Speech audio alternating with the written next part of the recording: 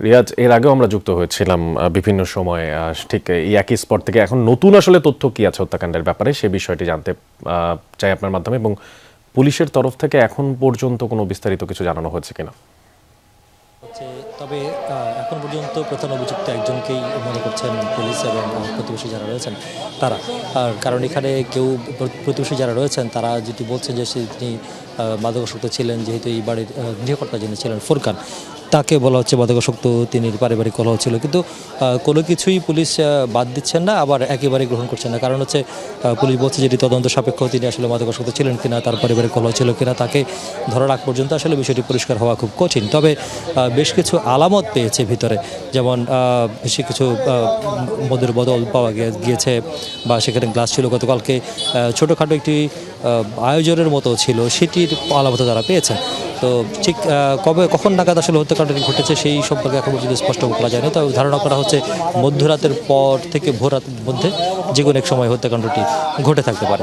আর আরেকটি বিষয়ে পুলিশ আমাদেরকে নিশ্চিত করেছে যে এখন পর্যন্ত যে ফুরকানকে বলা হচ্ছে তার প্রধান অভিযুক্ত, তিনি গাড়ি চালাতেন এবং এখানে ভাড়া ছিলেন।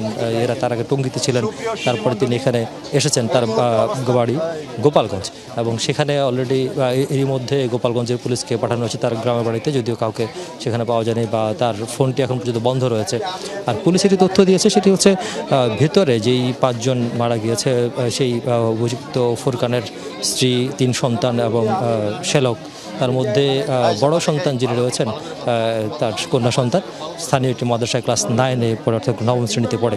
আর সেখানে একটি চিরকুটের মতো পাওয়া গেছে, অর্থাৎ একটি অভিযোগ পাওয়া গেছে, থানায় দায়ের করা একটি অভিযোগ পাওয়া গিয়েছে। যদিও সেটি গোপালগঞ্জ থানায় দায়ের করা, অর্থাৎ যদিও সেটি গোপালগঞ্জ থানায় গ্রহণ করেছিল কিনা বা আদৌ সেই থানাতে জমা দেওয়া হয়েছিল কিনা সেটি পুলিশ এখন পর্যন্ত নিশ্চিত হতে পারেনি। সেটি যাচাই বাছাইয়ের বিষয়, কারণ সেখানে পুলিশের কোনো ধরনের গ্রহণ করা বা রিসিভ করা যে স্বাক্ষর, সেই ধরনের কোনো স্বাক্ষর নেই। আর সেখানে যেটি উল্লেখ করা হয়েছে, যেই অভিযোগপত্রে যেটি উল্লেখ করা হয়েছে, ফুরকান উল্লেখ করেছেন যে তার স্ত্রী তার কাছ থেকে 10 লাখ টাকা নিয়েছেন নানা বিভিন্ন সময়। সেই 10 লাখ টাকা যখন চাইতে যেতেন, তখন সেই টাকা চাওয়াকে কেন্দ্র করে তার সাথে নানা ধরনের মনোমালিন্য হতো, এবং বিবাহ বহির্ভূত সম্পর্কের কথাও তিনি অভিযোগ করেছেন।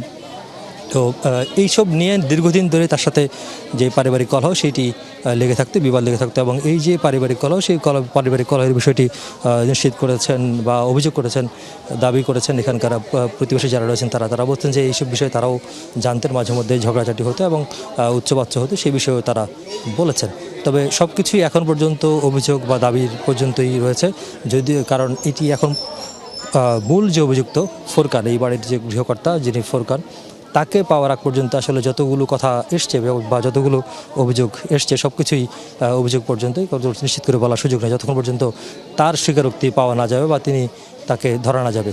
আর পুলিশ বলছে তাকে ধরার জন্য এরই মধ্যে বিভিন্ন জায়গায় তৎপরতা চালাচ্ছে, তার ফোনের লোকেশন ট্র্যাক করে বা তার ফোনের অবস্থান জেনে সেখানে বিভিন্ন জায়গায় অভিযান পরিচালনা করা হচ্ছে। দেশের বিভিন্ন জায়গায় বা যেখানে যেতে পারে, তার নিজের বাড়ি গোপালগঞ্জ থেকে শুরু করে বিভিন্ন জায়গায় যেখানে তার যাতায়াত আগেও ছিল, সেসব জায়গাগুলোতে এরই মধ্যে পুলিশ পাঠানো হয়েছে বা আইনশৃঙ্খলা বাহিনীর কর্মকর্তারা বলছেন যে বিভিন্ন সংস্থাকে কাজে লাগানো হয়েছে, আইনশৃঙ্খলা বাহিনীর বিভিন্ন সংস্থা বা গোয়েন্দা সংস্থা কাজে লাগছে। তো মোদ্দা কথা হচ্ছে আসলে এখন পর্যন্ত পুলিশ এবং প্রতিবেশী এই ঘটনার পিছনে অন্য কোনো ইন্ধন বা অন্য কারো দায় এখন পর্যন্ত মনে করছেন না। তারা আপাতত মনে করছেন বা প্রাথমিকভাবে মনে করছেন হত্যাকারী একজনই, এবং সেটি হচ্ছে ফুরকান, এই গৃহকর্তা। ধন্যবাদ রিয়াজ আপনাকে আমাদের সঙ্গে যুক্ত থাকার জন্য এবং এই মর্মান্তিক দুর্ঘটনার বা হত্যাকাণ্ডের যে খবরাখবর তার সবশেষ জানানোর জন্য।